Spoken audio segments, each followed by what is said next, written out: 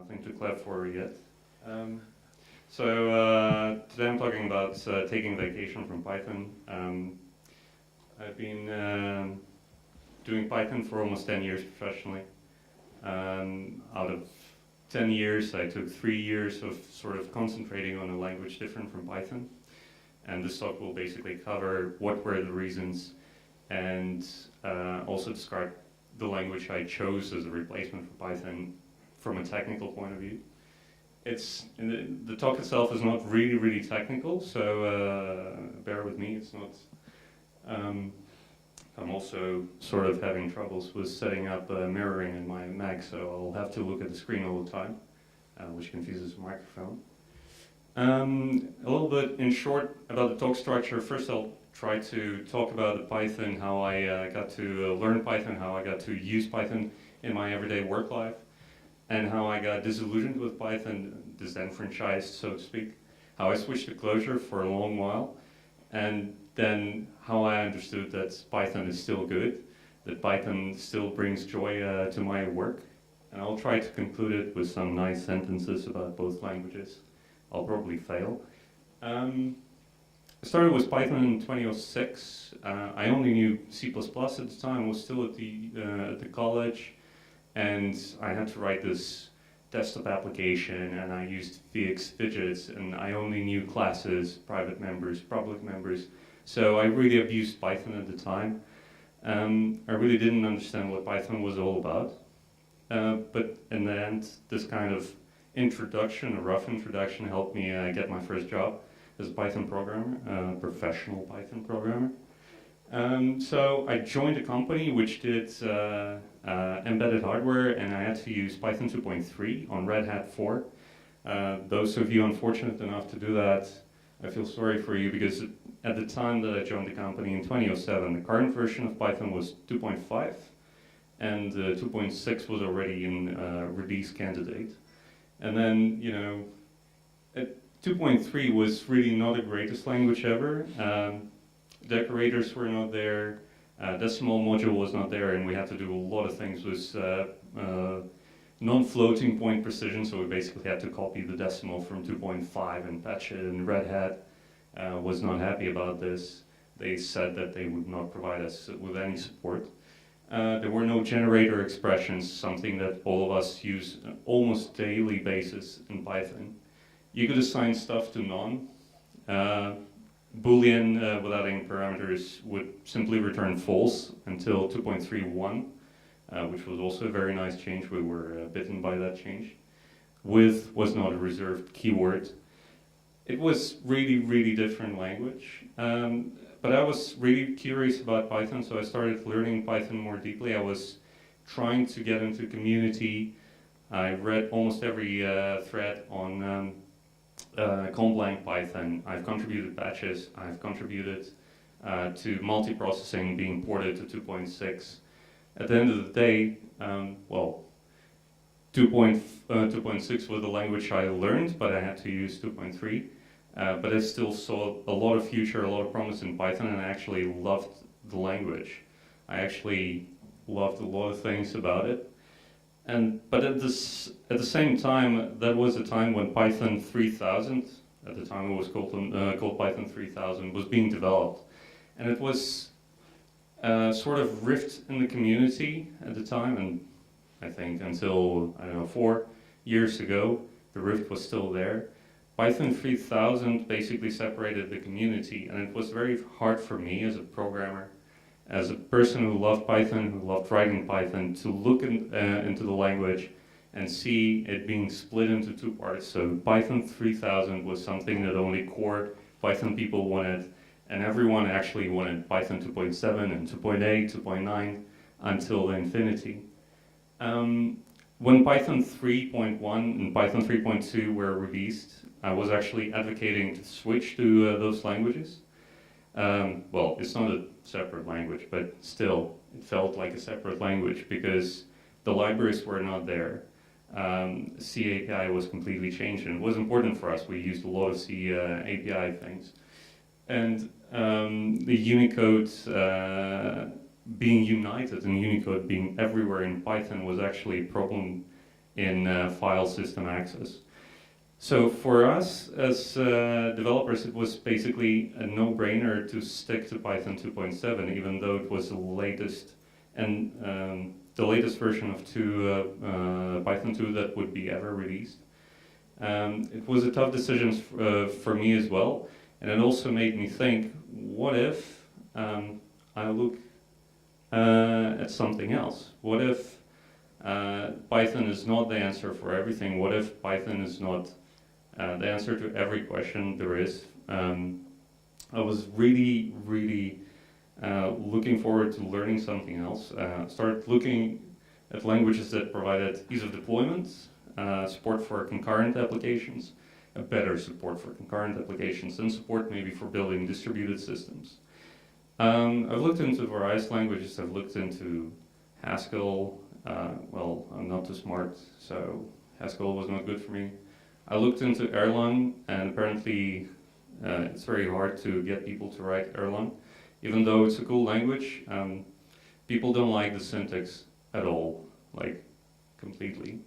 I've looked into OCaml and Scala as well, but as I said before, I'm not a smart man, so I couldn't really get it to the same state of love that I had for Python.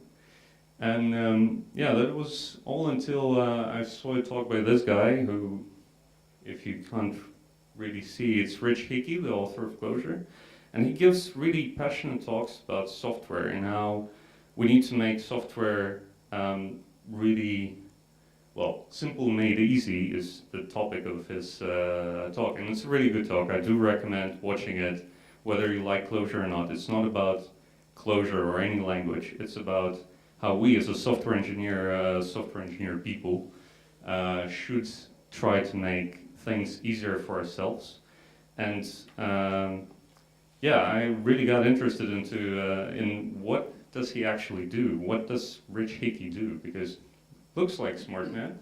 And yeah, he was doing Lisp, and I was like, oh no, I hate parents. I hate figuring out all the parentheses.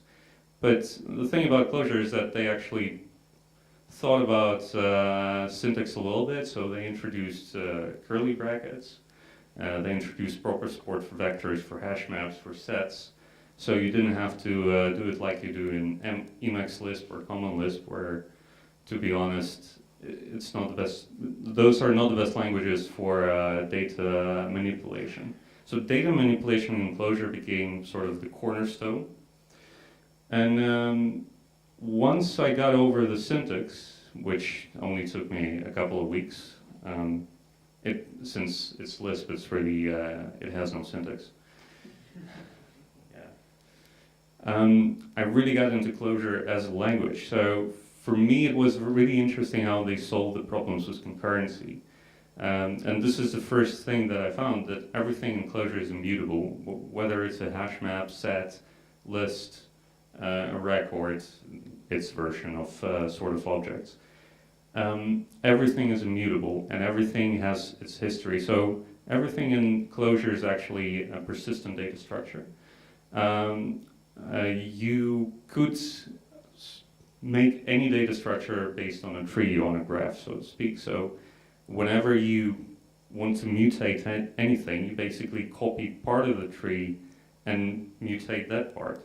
So you have this immutable, huge tree of things, and every actor just has a vision into a specific subset of the tree at any given time. So you not only get the shared structure for free, and you don't have to use any locking, but you also get history and versioning in your data structures. And you don't have to use mutices and semaphores, all those really, really low-level concurrency primitives. You can read more about this in Okazaki paper. It's called Persistent Data Structures. It's pretty tough read. Or you can read about this on Wikipedia, it's easier. The other thing that really sold Clojure to me was macros. So every Lisp has macros, and I know macros can be terrible, but in this case, macros for me actually made it easier for me to find a sweet spot where I didn't have to use decorators, I could use macros, and a lot of things in Clojure are defined as macros.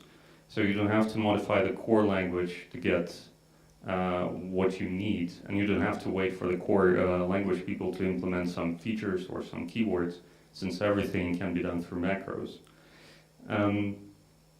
There is a Java interop, so I'll talk about this a bit more later, but since Clojure is a JVM-based language, it's essential that Java interop is there, and it's good. And in Clojure, I don't want to go further into this, but it's good.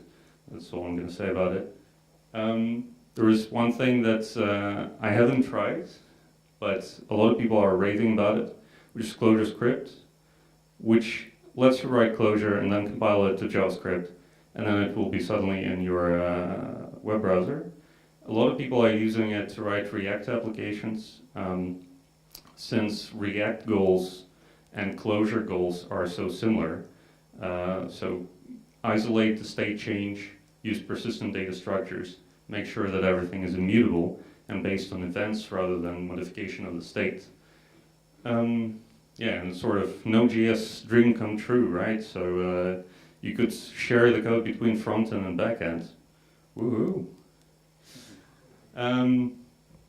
Yeah, and ease of deployment is something that I really think that I missed in Python at the time. In 2012, 2011, when I started looking for a new language, basically, deployment with Python was a hassle. So virtualenv was basically getting to the point where it was useful. Wheel was still not there. And when I found Clojure, where you just type a command and it compiles you a jar, and you just put the jar on the server and it runs, it was mind-blowing. Although, of course, there are more things behind it and it breaks in various ways. But the beginning of this was really awesome. And of course, you could use the Java performance improvements in your build setup, which was nice, an added bonus, so to speak.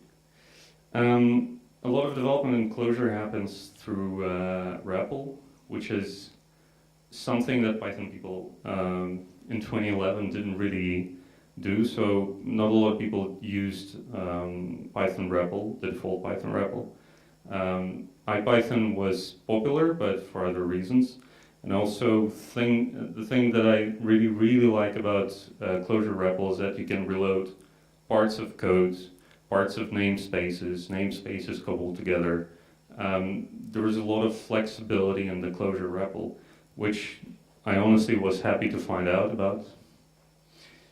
And quite recently, not recently, 3 years ago, Clojure introduced a new way to write async applications, which is core async, and it copies a lot of things from, Go language, channels and Go routines in particular. I just left a piece of Clojure code in there. You don't have to look very tight into it, but it's a hot dog machine, and you put pocket lint into it. I just took the code from the examples for the core async. It's a pretty cool library. It allows you to basically not think about the abstractions behind your async application, so you don't have to know whether it's threads, green threads, processes behind it. So it abstracts it nicely away from you, and it's not only I/O based, it's for computation-intensive applications as well. Moving on to the setter parts. I have to run through my talk because I was told it's 10 minutes shorter. Debugger is something that I sorely missed from Python and from C++ and from almost every other language in Clojure. In Clojure, you didn't really have a debugger until a year ago, and even after it was introduced, it's nothing compared to simplicity of Python or simplicity of GDB. Simplicity of GDB. Oof. The power of GDB, sorry. You cannot really import PDB and just PDB set trace and boom, you're in the debugger. Nope, that's not possible. So you have to use REPL, you have to use specific way to hook the debugger in. It also is not that powerful once you pop out of the Clojure stack into Java stack. You basically are left with Java bytecode, and I cannot read that yet. So the standard library in Clojure is unfortunately very, very stripped down, and there are things like string manipulation, bits manipulation, and some, regex. That's it. That's really it. So if you want to do something more complicated than that, you have to jump into Java standard library. And that has a lot of implications because Java is not immutable by default. Java does not really follow the same design goals Clojure follows. And that makes some of the things really, really complicated to follow and really, really complicated to make safe in a concurrent environment. So that's quite sad, which is why it's the sadder parts of Clojure. The complicated compile routine in Clojure, it's mostly to do with macros.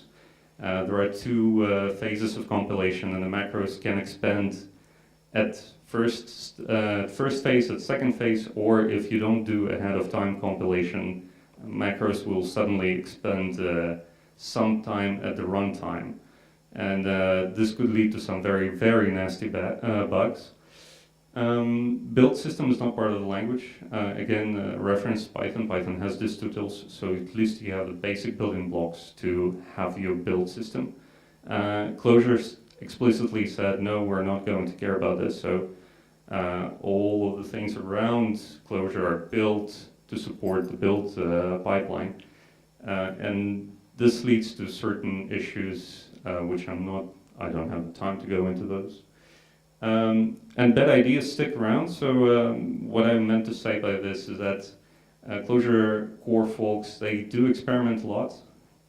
And those experiments, unfortunately, stay in the core language. They don't remove them, they don't deprecate them, they just stick around. And then sometimes on the mailing list, someone asks, well, I'm using this and that. And the answer is generally, well, it's not recommended to use it, but we don't specify it anywhere in the documentation, which is a terrible way to go at it. It led basically to having 7 or 8 concurrency primitives in the language, and only 2 are actually usable. So yeah, after 3 years with Clojure, it's not that I was disillusioned with Clojure. I really liked the language, but I understood that I missed quite a few things from Python. So you could say that I was burned out by Python. I've contributed quite a lot to Python community, either local or CPython compiler and documentation, and I felt a bit burnt out when I went to Clojure. But after 3 years with Clojure, I thought, well, it's time to go back to Python. And yeah, in 3 years, I think the language changed quite a bit. When I was leaving Python, Python 3 was still not a choice for a lot of people.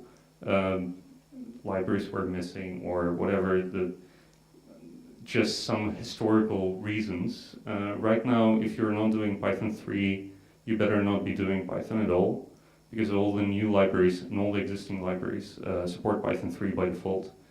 Python 2, not so much. IPython notebooks, something that I think appeared in 2012. Didn't really get any popularity until machine learning became a thing. So right now everyone is doing machine learning, and Python is the language for machine learning. And IPython notebooks is the tool to share the snippets of code, to share the analysis of data. And I think it's a pretty damn cool feature.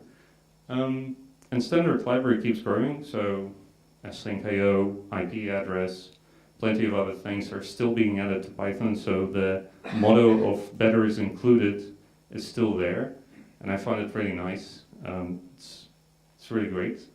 Something, again, that I missed from Clojure, in Clojure. I'm also happy to see that Python really started, the Python people, Python core people are starting to look into async programming.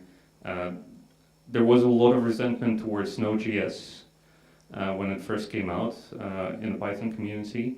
but now we see that async.io and async await are coming into the language, even though async await is from C#, but you get the idea. So people actually look into async programming as the default way to go. And it's also, well, not the default, but one of the ways to go. And I like it a lot. And type hinting, well, it's a topic I really don't want to start a flame war, but I like the type hinting. And I know some people don't, most. But I think it's a good beginning. Even if it's optional, that's fine. Some teams may choose to use it, and I think the tooling will be there for the type hinting to improve performance, which in turn will make more people join the Python community. Well, talk wouldn't be really complete if I didn't say what things I miss from Clojure in Python. I think the concurrency primitives are still, well, too primitive. So Python does not really operate on a high level in terms of concurrency abstraction, so we don't see any actor system being implemented or software transactional memory happening in Python itself. I know about PyPy, but it's not in CPython. And I would really love something like jar in Python. Doesn't matter that there are a lot of words with jars. There are a lot of issues with it. It's still a very, very nice way to distribute your applications. Wheel is getting there, and I like the direction it's taken. 3 years ago, it was just in the beginning phases, and right now it's much more mature, and I hope it will be the jar of Python, so to say. And Python script, if it happens, I don't know, it would be awesome. Write Python and then just compile it to run in a web browser. That would be great. I would be all up for it. So to summarize the talk, did I? No, I didn't. To summarize the talk, don't be afraid to switch to other. Jesus. Don't be afraid to switch to other languages. Don't be afraid to try out new things.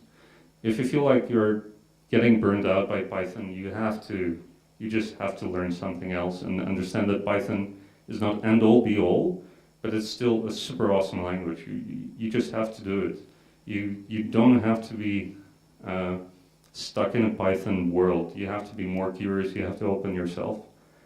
I really wish that people would steal ideas from Clojure into Python and from other languages as well. And yeah, I think Python has a very bright future ahead. Thank you.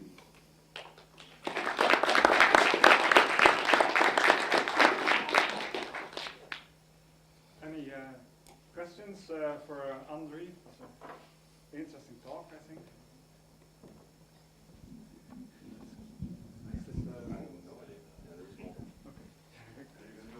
I can throw it. Walking up and walking down. Last year with this cube. It's not quite a question, but more of a mention.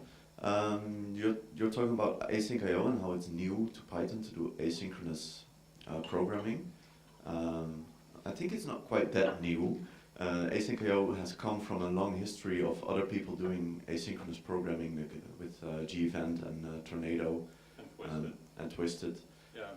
So it is already something that has been a long time coming. And I do agree it's awesome that it's now a standard feature in the library because it gives everyone a default place to go to and ends the flame wars basically.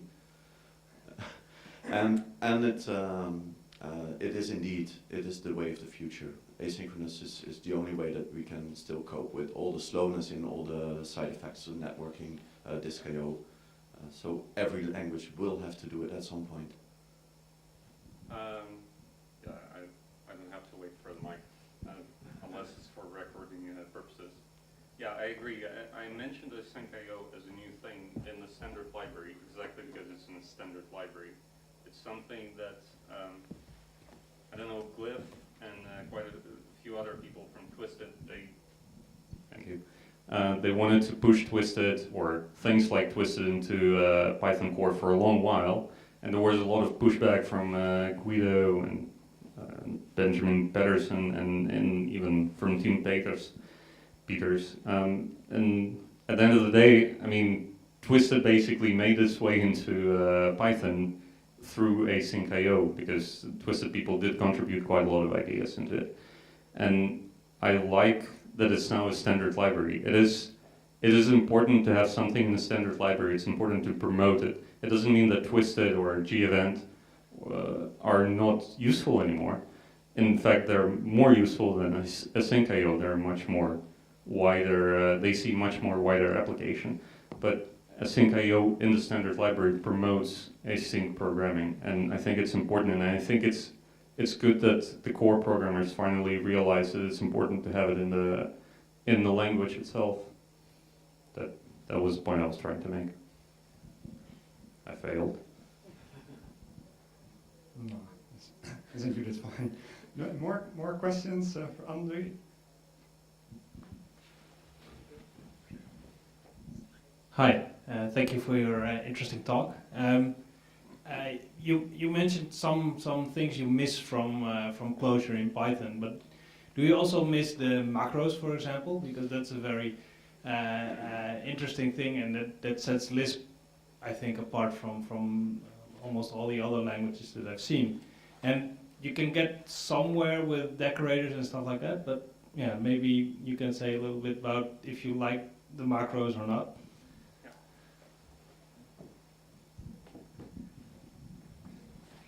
It's an interesting topic. When I first started doing Clojure, I was like, macros, I want to do them everywhere, and then like, macros, code manipulation, code as data.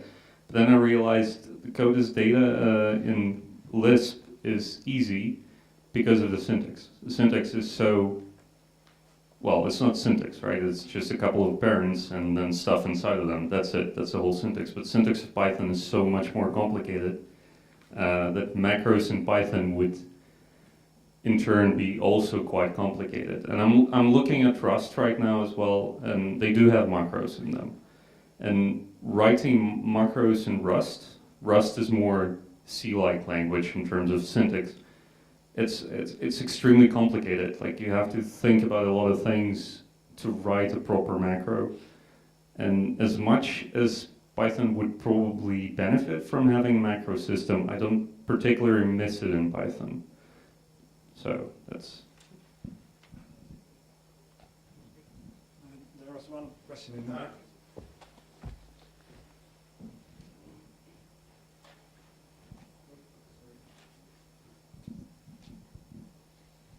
It's also not quite a question, but there's this language called Nim, which used to be called Nimrod, which has a Python syntax and is like C and a little bit more like Rust, which does have macros. So if you're curious about what they might look like, you can look at Nim. I found them easy to use, and then my program crashed because I had to deal with certain assumptions that you get in these C-like languages.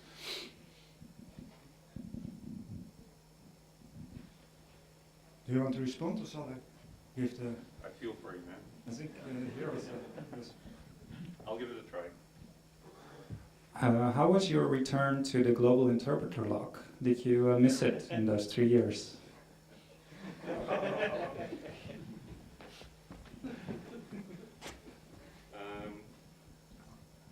Wow, of course, I missed it so much. I have no idea how to answer your question. I didn't really miss it, and Jesus. Well, yeah, global interpreter lock is not a great thing. So that's all I'm going to say. As I said, every language has its warts, and every language has its pros and cons. And probably global interpreter lock is something that prevents Python from being scalable, at least on one machine, so spreading your workload over multiple cores properly. But then on the other hand, you can use some tricks, some hacks. It's a known problem that a lot of workarounds are there for. So it's not great. I don't like global interpreter lock, but I also don't really miss the lack of global interpreter lock. Python has its way around it. So does Ruby. and Clojure doesn't have to care about that. So I don't know. It depends on the language. So I don't miss it. I'd rather it be gone, but you just have to live with it. One last question.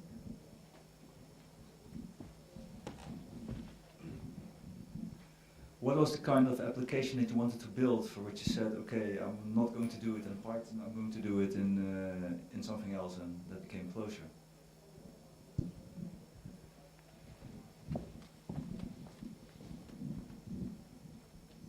This is what a user profile is for. I should have been less creative there. Sorry. Well, basically, when I was writing Python in 2011, I was working on a JS startup, and I was working on a rendering engine where we're using OpenStreetMap data, and we're updating our maps in real time, basically. So every minute you get an update from OpenStreetMap. Here's a chunk of data updated here, here, here, here.